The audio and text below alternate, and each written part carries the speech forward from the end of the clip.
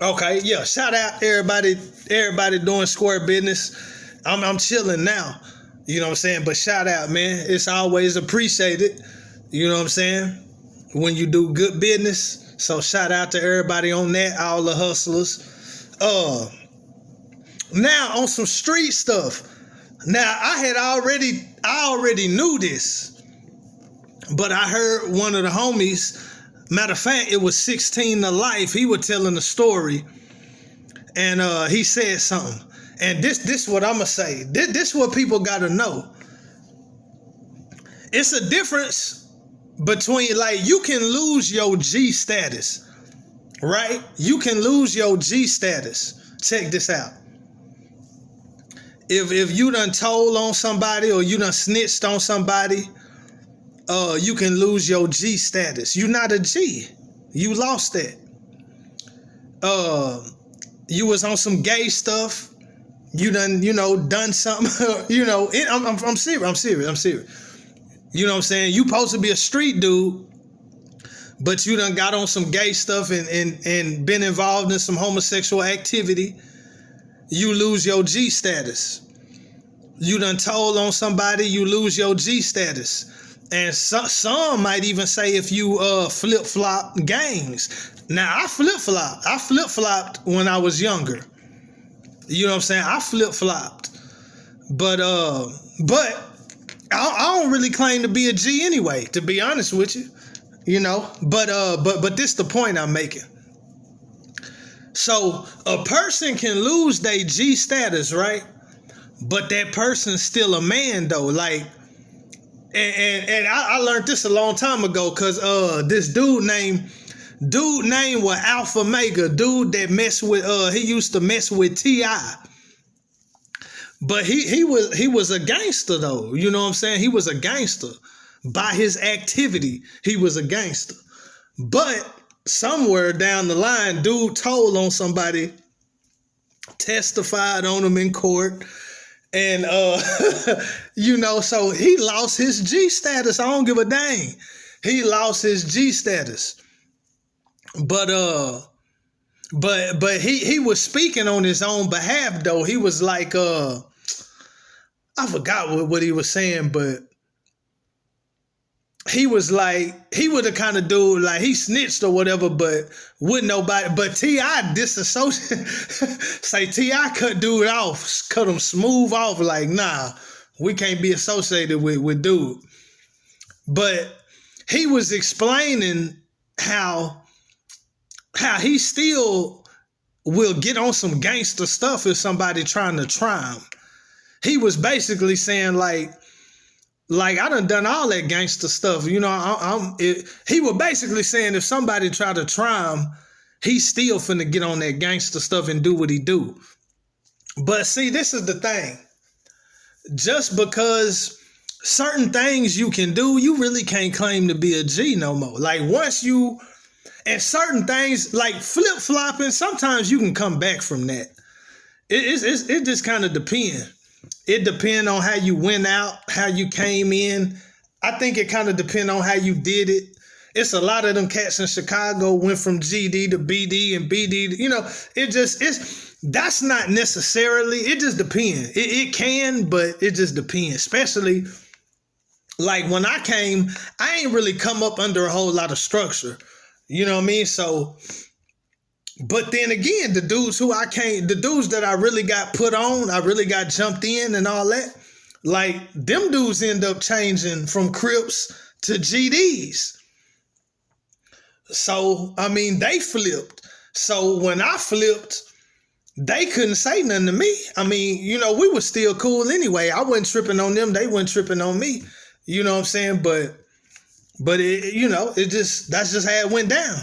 And then the gang that I had started claiming, like, I didn't come in under no kind of structure. That was my neighborhood. Like, I was really a solo dude anyway. I didn't really run with them.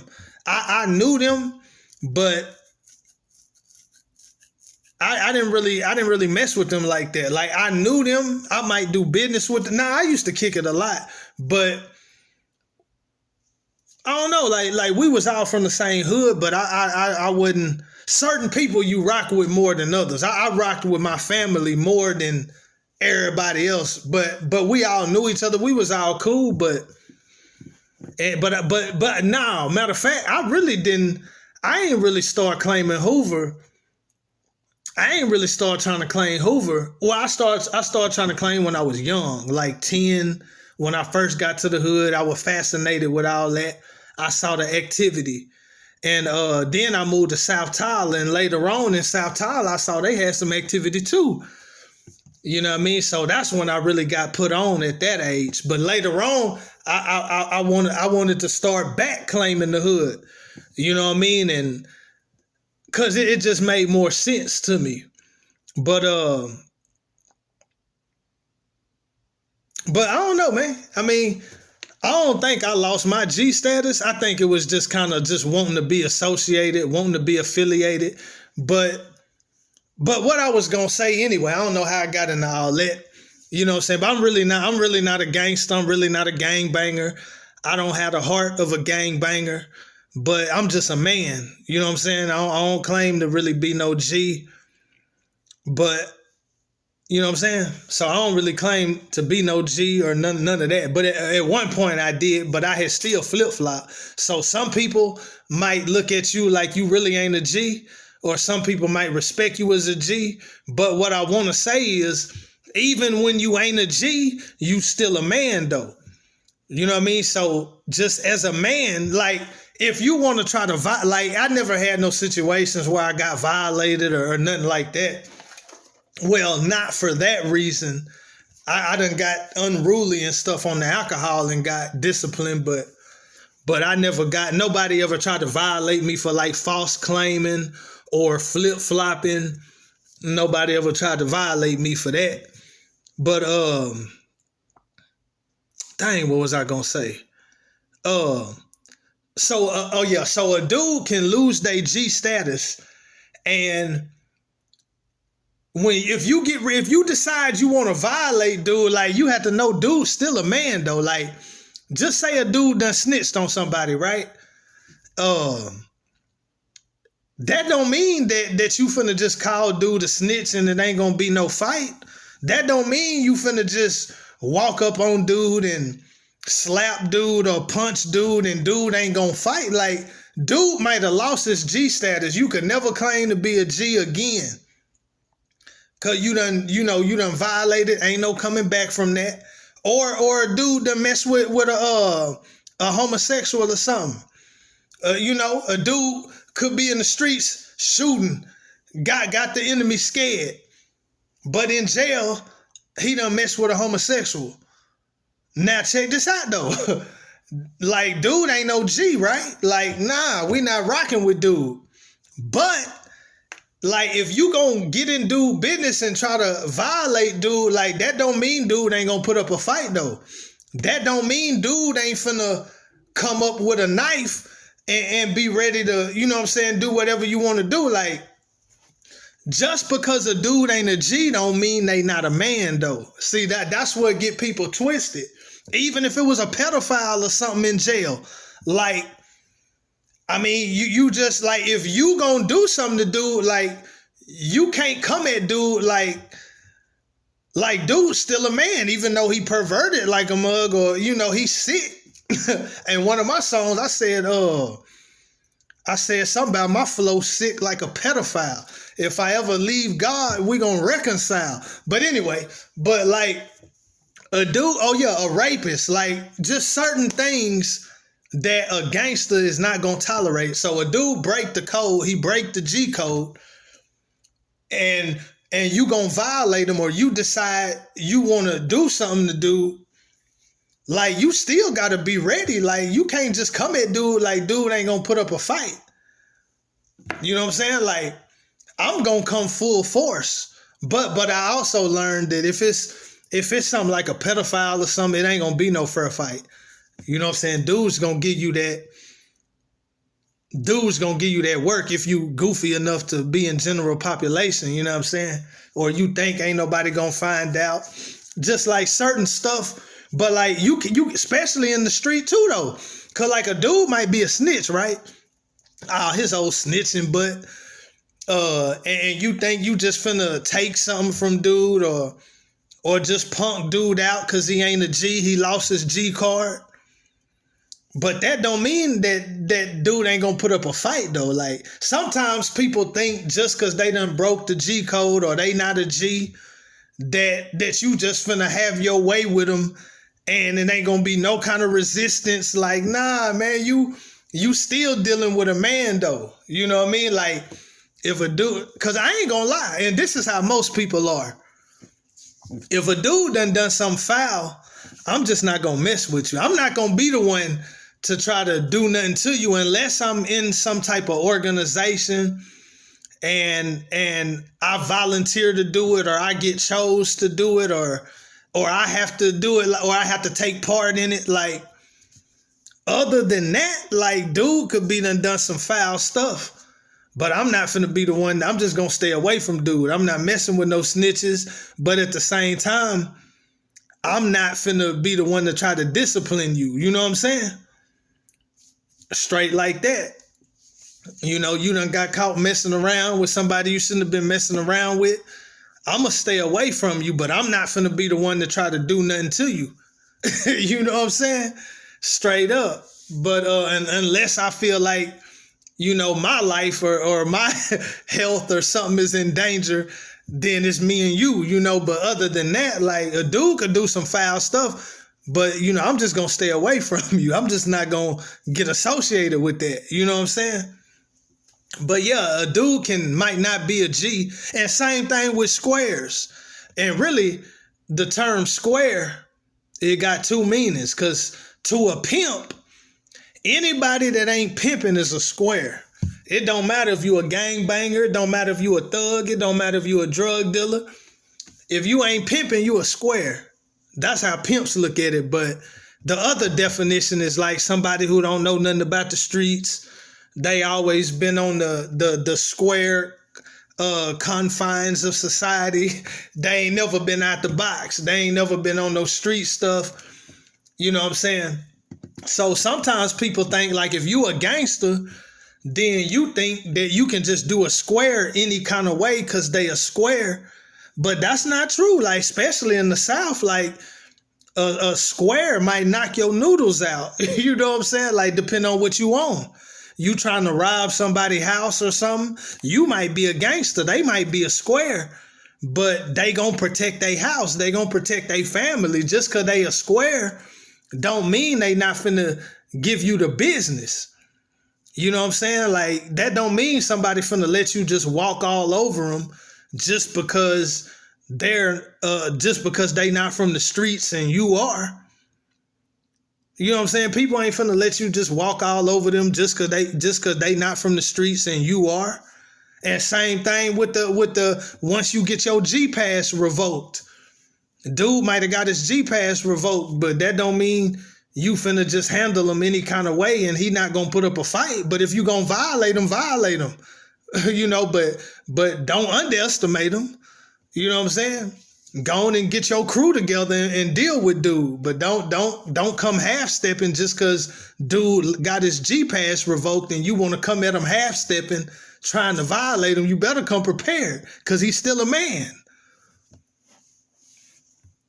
Yeah, that right there. And then, you know, they be talking big talk about the snitching and the paperwork. You can't just, I mean, people can do what they want to do. You can call somebody whatever you want to call them, accuse them or whatever, and you ain't got no evidence. Hey, you can do what you want to do, but you just got to be willing to eat them consequences. You know what I'm saying? You just got to be willing to eat them consequences. But yeah, I wanted to say that. And now I'm finna get to the more spiritual stuff.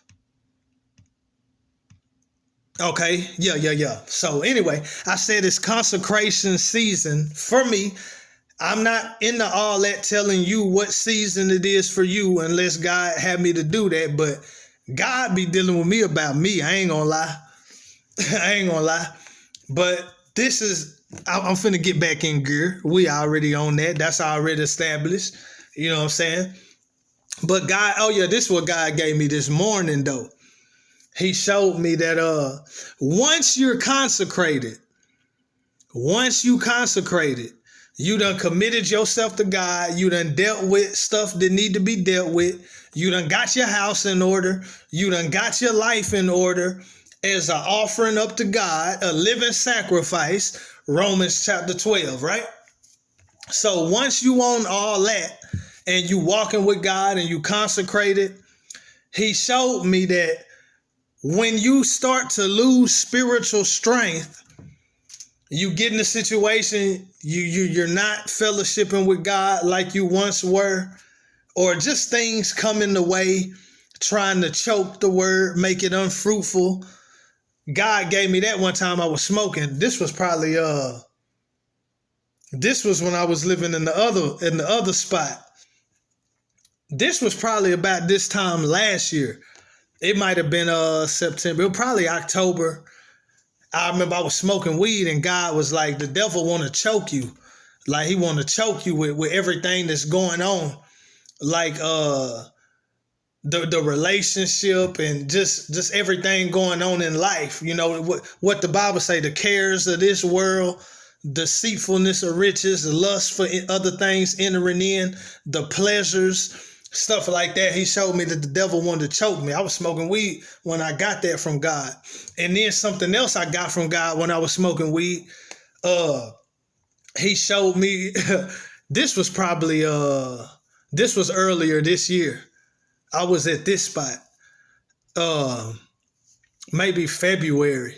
But he showed me like what goes around comes around, right? You reap what you sow.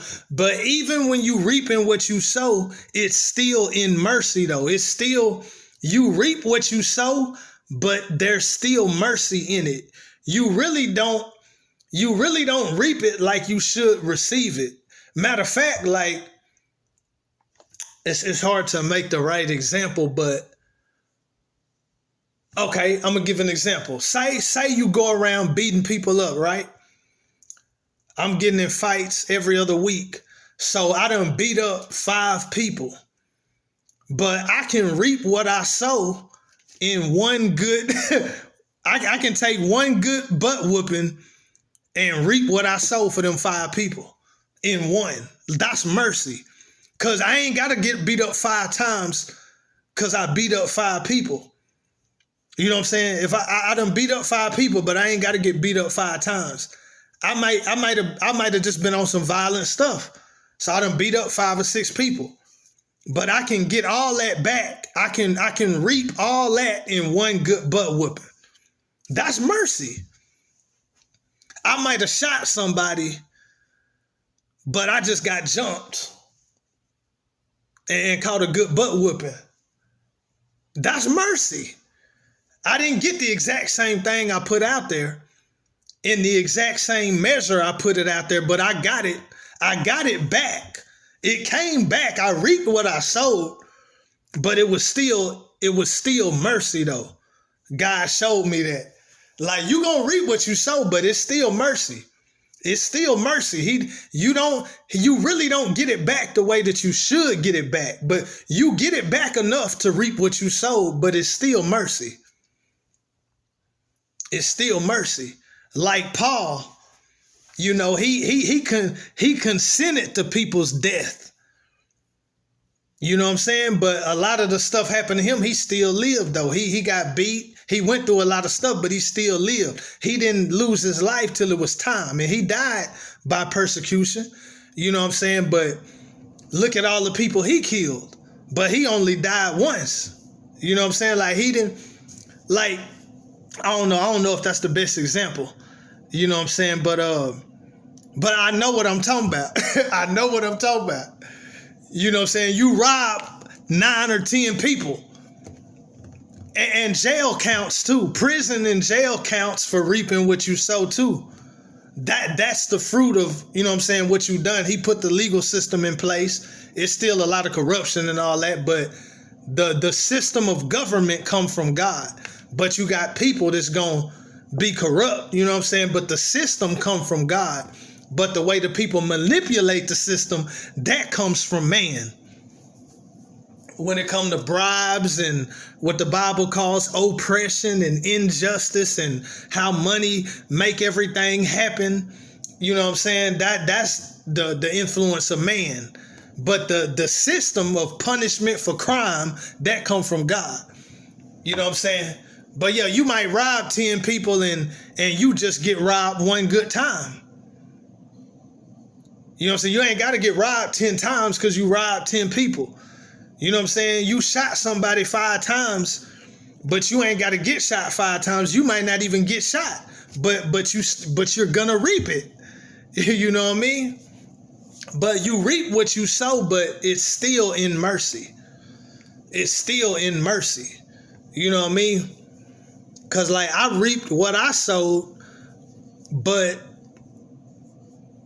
it's just like getting charged with crimes and you serve your time concurrently. Like you serving time for 3 or 4 crimes, but they're running it all concurrently. You know what I'm saying? So it's one bid, but you taking care of 4, 5, 6 charges. You know what I'm saying? It's that kind of thing. Like that's mercy. Because a judge could stack your stuff consecutive, but a judge let a man get it concurrent. That's mercy. And it's kind of the same way with God, man. You do a bunch of dirt when you're not thinking about God. Then you come to God. You gonna reap what you sowed, but it's not as bad as it should be on God. Mercy, even though you reaping what you sow. I hope I got that clear. And I give you Bible. Psalm 103. He said he don't punish us as our sins deserve. Then later on he say, I separate you from your sin as far as the east is from the west. All that there. And then I think it's in Ezra 9. He say the same thing, where he really don't punish us as much as our sins deserve. He really don't give us the full punishment. But he say, I'm not going to let you go unpunished. I will correct thee in measure. But it's still in mercy. Matter of fact, Habakkuk said, in wrath, remember mercy. Yeah, all that there, man. It's consecration season, man. But yeah, when you in a situation, you start losing your spiritual strength, which comes from not fellowshipping from God, not fellowshipping with God the way you once was. You start losing spiritual strength. And when you start losing spiritual strength, your appetites come back. The first appetite is your sexual appetite. The first appetite is your sexual appetite. Ain't no getting away from that. The only thing is, when you really feel with the Holy Ghost, you really start committing yourself to God, your spirit man suppresses your sexual appetite. Your sexual appetite comes from your humanity, but the God in you suppresses it to where it's not on your mind all the time. You're not chasing after it. You're not focused on it. It's there, but it's quiet. It's being suppressed by the Spirit of God. I don't mean suppressed in a bad way. It's just the Spirit of God is on top. That's what's at the forefront of your mind. Everything else is more at the back. You know what I mean? So you're not focused on that. It's there, but you're not focused on it. You more focused on God and doing the will of God and stuff like that. So when you start losing spiritual strength, the first thing that come back is your old appetites. Sex. That's going to be the first one. Next thing you know, you either masturbating or looking at porn or fornicating or whatever. You know what I mean? Depending on, whatever a person into. But they going to mess around and start getting active in some kind of way. And it usually start with yourself on some masturbation. Okay? Or now you might have a friend, you know what I'm saying? And y'all get to doing what it do. You know what I'm saying? If that's in your situation, in your vicinity or whatever, you know. But that's the first thing to happen. Your appetite start to come back. And then if you ever had drug habits or anything like that, those are sins of the flesh. That flesh appetite, that stuff you start thinking about that again. You start remembering how that was, go back to drinking, go back to smoking, them appetites. When your spiritual strength goes down, your human appetites come back up. You know what I mean? So that's how people get to fluctuating and backsliding and stuff like that. And then one thing lead to another. Because I noticed that, because at first I was in a relationship. I'm on the weed, I'm on the drink. So then the relationship end. So then when the relationship end, I'm start thinking about the club. Then you start meeting chicks, and you start meeting people that want to drink and want to smoke, and you start making connections not from God. You start making connections from the flesh, from the world. You know what I'm saying? And then that's how you get swept away. That's how you get swept away. It's one thing when you in a relationship, you smoking and drinking, but then when you single, it's like you want to start back hitting the clubs again. And then certain women get attracted to you because you got the weed. You know what I'm saying? Or you be partying. And then you can get swept away if God don't catch you. And you gotta catch yourself too, both of y'all. God gotta work on one hand and you gotta work on the other hand for you to not get swept away. You know what I'm saying? You can get swept away real easy. You know what I'm saying? You start mingling with this crowd and these people accept you because you know how to get this or you got that. And like DMX said to some cat, he said, but I see if he got this and this and this and this. Hey, I'm telling you, man, you get swept away, man, if God don't catch you, man. But yeah, man. So I wanted to say that. But then I wanted to say, I got to talk about this. The hatred is crazy, though. When God got his hand on your life, man, I'm going to skip that point. Because really, these two, they run together. This a scripture to be coming up to me in prayer. This is what God showed me, too. He said, a sign of the grace and the hand of God on your life is when you survive stuff that other people didn't. It's when stuff that, watch this, you overcome stuff that overwhelmed and overcame other people. I think that's part of the reason for the hatred, for the envy. When God got an extra measure of favor on your life, it caused the devil to have an extra measure of hate for you. And the people that the devil influences he has the strongest influence on the unsaved people, but he can influence a saved person too. You know what I'm saying? The less built up in Christ a person is, the more influence the enemy can have over. That's why it's so much jealousy and envy. They envied Jesus. They envied Abraham. They envied Isaac. They envied Joseph. They envied Jacob. Laban recognized that because of Jacob, he was being blessed. Yeah, the envy and the hatred is crazy. Like people want to see you in jail. Like what? Like why people want to see me in jail? Like dang, like I see if I was doing something to you or doing something to your loved ones. Like, yeah, we really need to get them off the streets. But like, I be chilling on God. I be chilling. And people want to see me caught up and locked up.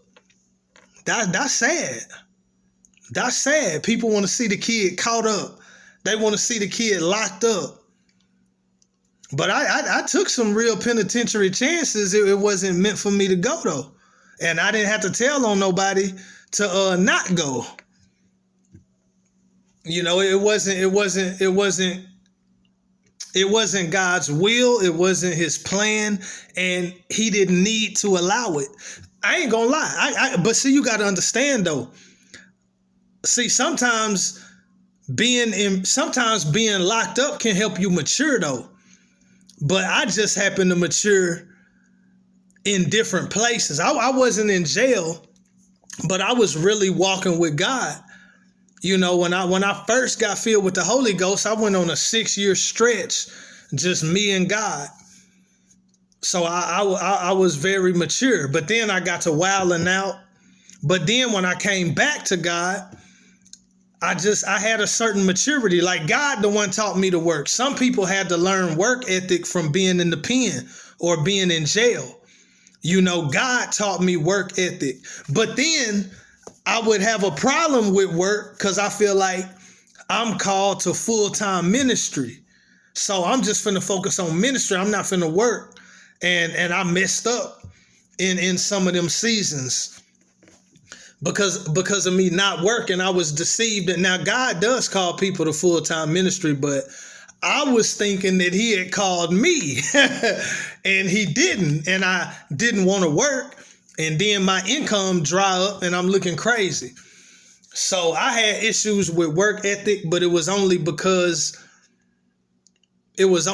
I felt like God was calling me to full-time ministry. It was because of me being deceived, never because of me being lazy. But it took a while for me to really develop work ethic.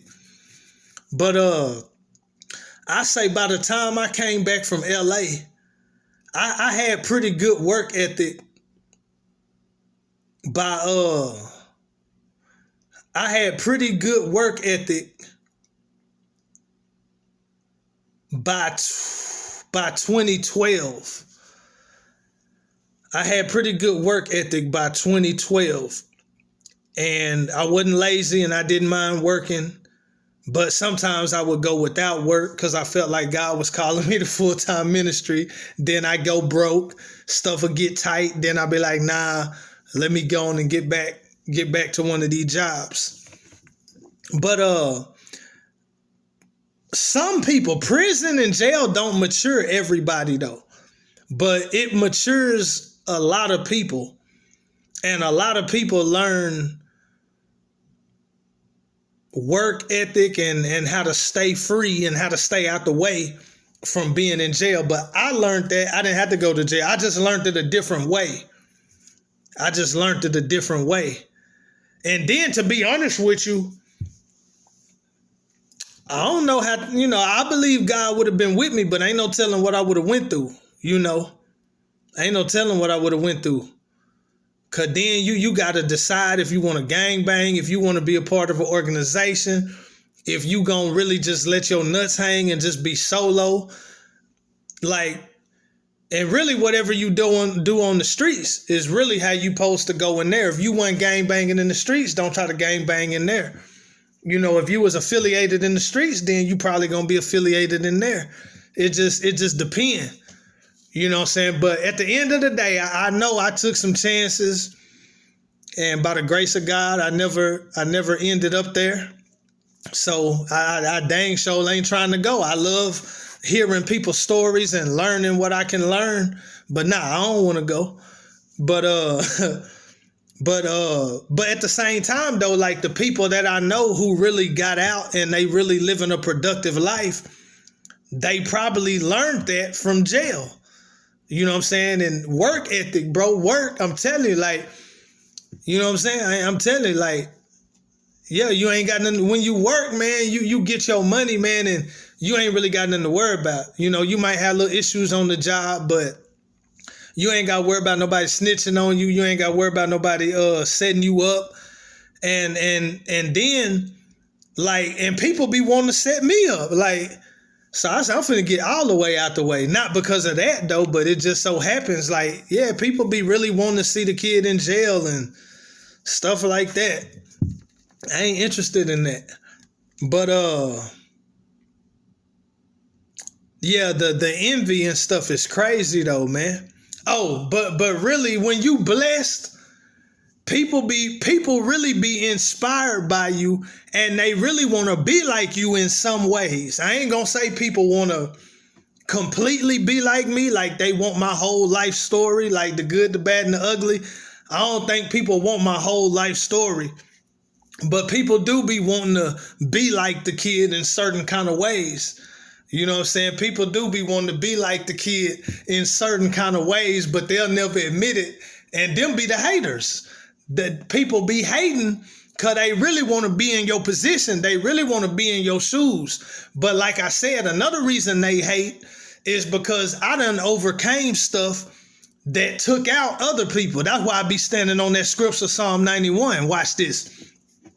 He say 1,000 fall at thy side, then 10,000 at thy right hand, but it ain't gonna come near you. See, that one, he said, that's a sign of grace. That's a sign of the hand of God on your life when you done overcame stuff that overcame other people. I did dirt just like a lot of people, just like a lot of other people did. I ain't gonna say we did the same dirt or the same amount of dirt for the same amount of time, but hey, I know it's people who've been to prison. Matter of fact, it's people in prison right now, and they wasn't doing what I was doing. They wasn't moving like I was moving. You know what I'm saying? It's people locked up right now. And they didn't do as much dirt as I did. They just got caught quicker. You know what I'm saying? Or just a situation went differently. Like my situation went cool, but somebody else's situation, they had to smoke somebody and got caught.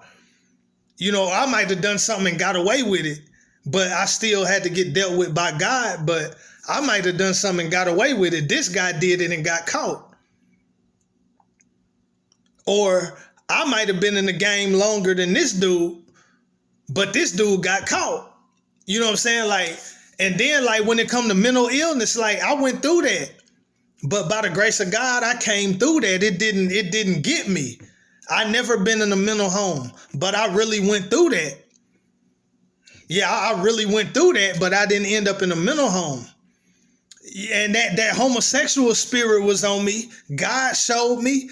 But I never went that way though. You know what I'm saying? And I'm just saying, I never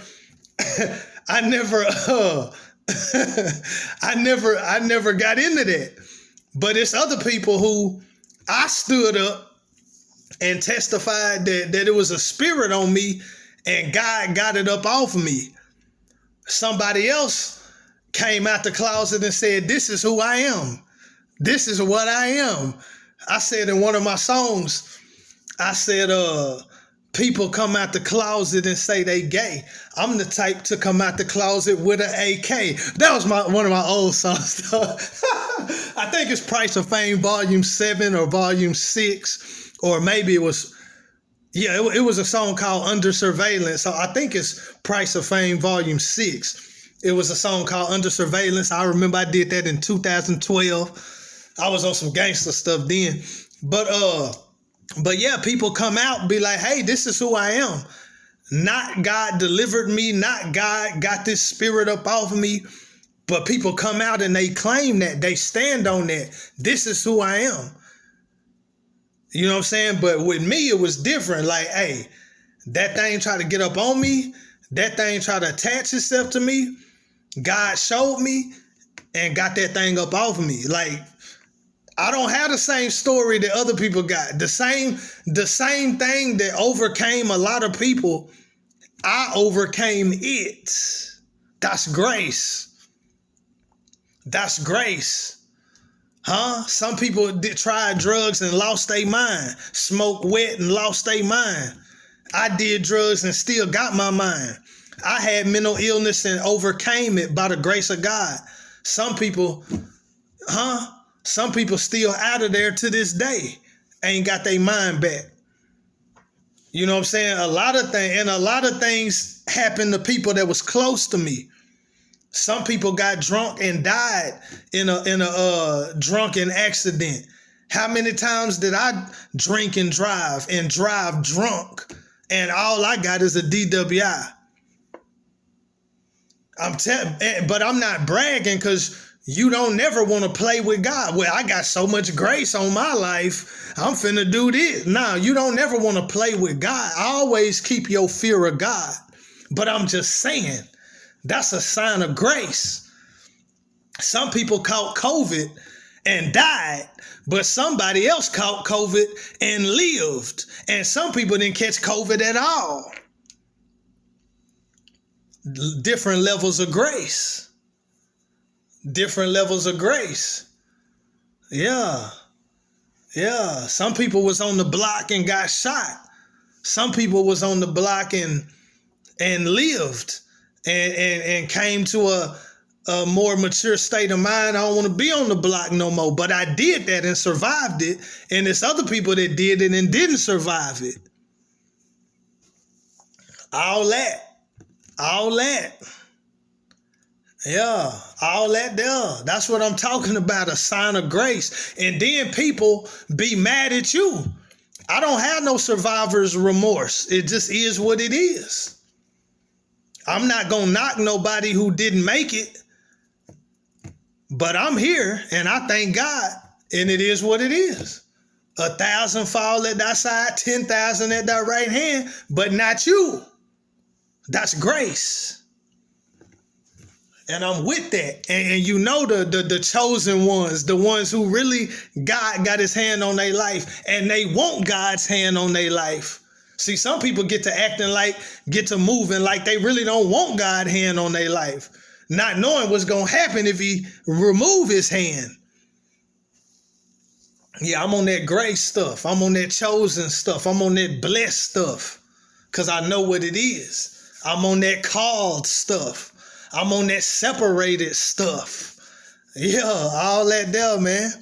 But it's a lot of hatred. You know, when God got an extra measure of grace and favor on your life, the devil got an extra measure of hate for you.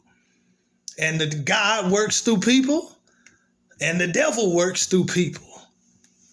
But that ain't going to stop God from doing what he do. He'll bless you whether you surrounded by loved ones or you surrounded by enemies. God's still going to do what he going to do for you. Okay, yeah, sometimes people want to place the blame. Just like I got drunk, I want to say, dude must have slipped that roofie, that Rohypnol, that GHB in my beer. But it was really me. We gonna look for somebody to blame. But it was really me. Got me throwing up in church. What the heck? I ain't never did that before. Oh, yeah. Okay. Yeah. Now, when I went through the 40 days, was it during the 40 days? Yeah. And then even since then, like God just now, like since he spoke to me about really getting ready for ministry again and reconsecrating myself, like I ain't gonna lie, I had got weak in my mind. Like I was like, man, I can't really live for God if I don't have no wife. I was like, man, I can't live for God if I don't have no wife. At best, I'm gonna be fornicating occasionally. At worst, I'm just gonna be buck wild, but I know I ain't finna be buck wild. But at the same time, like I can't really just be abstinent like that. Yeah, I was thinking that thought had got in my mind. Like, nah, man, I gotta have a wife. I need a wife. But sometimes you think you need something that you don't need. And sometimes you think you want something and you gonna find out later on that you didn't want it, but you thought you wanted it at that time, but later on you ain't gonna want it. That's just how it be sometimes. So yeah, I felt like, yeah, God, no, I need a wife. I can't serve God without a wife.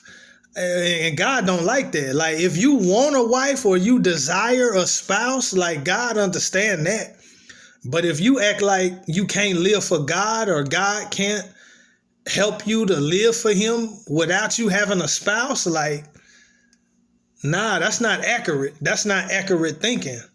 Like you have to love God enough to, if I don't give you what you want, what you gonna do? You still gonna rock with me, or you gonna throw a temper tantrum and what? Go back to the world? You gonna backslide? And then I had to look at it too, like, you know, the main reason I want a wife is because of the sexual sin. Like, I feel like I'm weak. I feel like I'm vulnerable. Like when it comes to some fornication, when it comes to some sex. So it's like, I'm thinking like, God, I need a wife that's going to help me to serve you. But I do know this for a fact. A relationship ain't no good if you don't put time in it. And if you really get to putting time in that relationship, it's going to take away from your time with God. But it's not taken away from your worship, but it's taken away from your direct time with God. And what I mean is, if God brings two people together and God has y'all to marry, then y'all relationship with each other, how you treat that relationship is a form of worship to God. Watch this. When God puts you onto a job, how you deal with your job is a form of worship to God. That's why I used to not want to work, because I was so in love with God, bro. I just want to read the Bible and pray and watch Christian TV, and I might watch an hour of Judge Judy. But other than that, like, I'm getting it in like around the clock. And then like, I really felt like a job, like, that's taking me away from God. But who ordained work? God. So if you do your job in an honorable way, then that's a form of worship, because God is the one that ordained work. Same thing with marriage. God is the one who ordained marriage. So if you treat your marriage in an honorable way, and you treat that relationship in an honorable way, that's a form of worship. Even though you might not be spending that direct time with God, what you put into that relationship is unto God. What you put into your job is unto God. So, but yeah, man, like, relationship, you want it to be of God. You want God to be the one that called you into that relationship, that called you into that marriage. Like, you don't want nothing to take away from your time with God if it's not of God. You don't want nothing that's not from God to take you away from God. If anything is going to take you away from God, you want it to be something that comes from God. And I don't mean take you away like make you backslide, but if it's going to take away from the time you spend with God, you want it to be something that comes from God. A God-ordained relationship, a God-ordained job, you know what I mean? Stuff like that. But I used to feel like I had got to feeling like I can't serve God really. I can't serve him consistently the way I should if I'm not married. But I don't think God look at it like that. If he does call me to marriage, it's gonna be according to his purpose. It's gonna be purpose related, and it's not gonna be something that's gonna take me away from my calling and the ministry and the work that he called me to. And then I have to just be ready to just be happy with Christ alone. I had to prepare my mind to just be happy with Christ alone and not be worried about no wife. And if he want to bring the right woman in my life, then that's cool. You know, whenever he want to do it, that's cool, but it had to be God. I ain't got time to waste on once I get busy, I don't think it's going to be no more off seasons for me. You know, once I get busy, I don't think it's going to be no more off seasons. You know, and then, you know, I kind of made it up in my mind, man, like, even if I don't never have a wife, I'm good. I'm still rocking with Jesus. Because I want that, but I don't need that. You know, God will help me to live the life I'm supposed to live and stay out of tempting situations. And then my appetite ain't going to be turned up because I'm going to be turned up on God. So my appetite ain't going to just be turned up like that. Because my spirit man finna get back swole up. I ain't really went nowhere anyway. You just got to get cut again. You know, it's like when you a muscular dude and you start getting fat and flabby, you ain't got to get all your muscle back. You just got to tone up. It's still there. You just got to knock some of that fat off and tone up. Like, that's how I am. Everything's still there. I just gotta get chiseled again, get cut up again. You know what I mean? Get toned out again. That's it. Sharpen up. But yeah, man, I'm finna rock with Jesus, with or without a female, with or without a wife. Whether I'm single, I'm finna go hard for the Lord. I ain't saying I'm perfect, but it's gonna be righteous. It's gonna be what it's supposed to be. It ain't gonna be all that playing and not really trying to stay away from sin. Like, nah, I'm finna get on that. I done that. I don't know why I'm tripping like I ain't never been through it before. Like I ain't never been abstinent before. I had a lot of sexual issues going on though when I was abstinent for that 6-year stretch. But then I got to messing around and then I got married. And then, I got back on the abstinence after the marriage. Had a couple of struggles with masturbation, but shoot, I got back to the abstinence after marriage. Then had a little relationship, then went back to the abstinence for a good minute before I started back messing around. So it's like, it ain't nothing I ain't done before. You know what I mean? But yeah, I had to be ready to really just seek him first and his kingdom and his righteousness. And whatever is not added to me, it's not for me. I don't need it. Cause he gonna give me everything I need. He really give me everything I want. I don't ask for no whole lot, no crazy stuff. But a wife, that's the only thing that I done asked God for that he ain't done for me. Watch this. The guy who I would get my weed from, I don't know what happened to him. I wasn't getting no response or nothing. So this a Friday. I'm like, man, I ain't trying to be all out in the streets looking for some weed. I was like, God, I pray you put me on to the right plug that's going to do good business. The product going to be right. It's going to be satisfactory. The price is good. They do good business and they ain't finna get me caught up in no drama. And Sunday, that Sunday, I got a call from one of the homies. He plugged me in with one of my other homies from way back. That's a 3-day turnaround. So I'm like, if I'm asking for a wife, or if I ask for a wife, it's that easy for God to make it happen.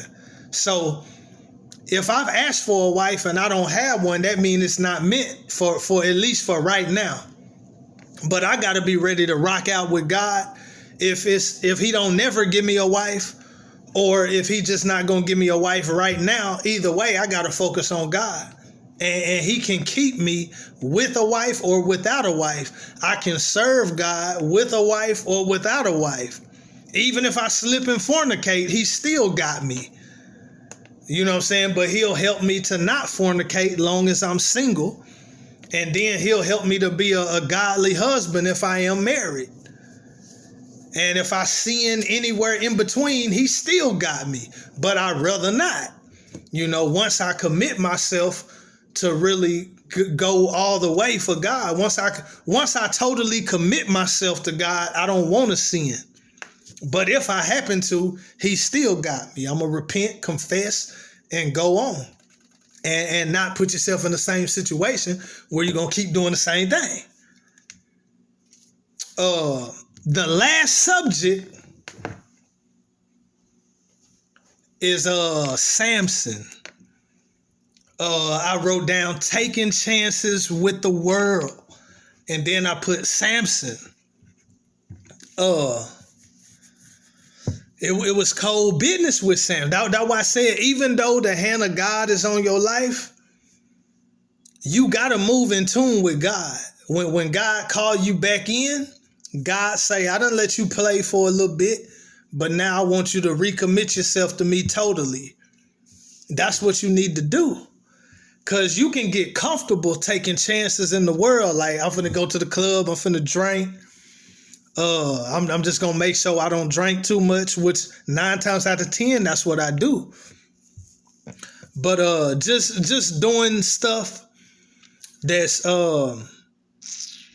it's not really according to your purpose. Like, he'll let you drift a little bit. He'll give you some playroom. I ain't gonna lie. God is very merciful, very patient, especially when you doing stuff that's not extreme. It's not evil.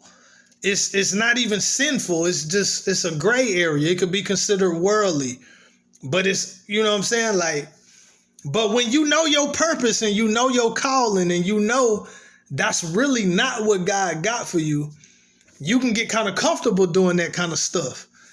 And you just be like, oh, God got me. God, look out for me tonight, Lord.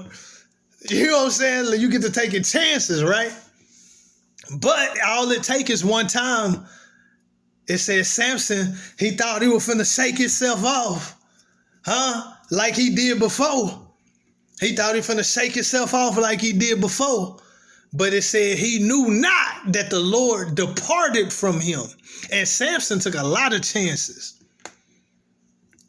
And every time something didn't go his way, he want to tear it up. He want to tear up. But I mean, it said that God was using him to bring hack and bring trouble to the Philistines. You know what I'm saying? But he get engaged to the one lady and he didn't marry her.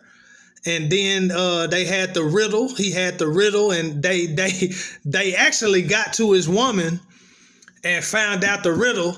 And he had to kill some people to get the stuff that he promised them for being able to find out the riddle, solve the riddle. So he was really out of pocket because they supposed to marry within if you were Israelite, if you were a Jew in the Bible times, they supposed to marry another Jew. They not supposed to mix and mingle with the other races because that's going to lead them to idol worship. It didn't have nothing to do with no racial superiority. It's just the other nations worshiped other gods. You start messing with them, it's going to turn your heart away from God like Solomon. So Samson was already taking a chance on the wrong kind of woman. And then that led to some drama. I want to say Judges 15? And or Judges 14. And then it says Samson had slept with a prostitute. And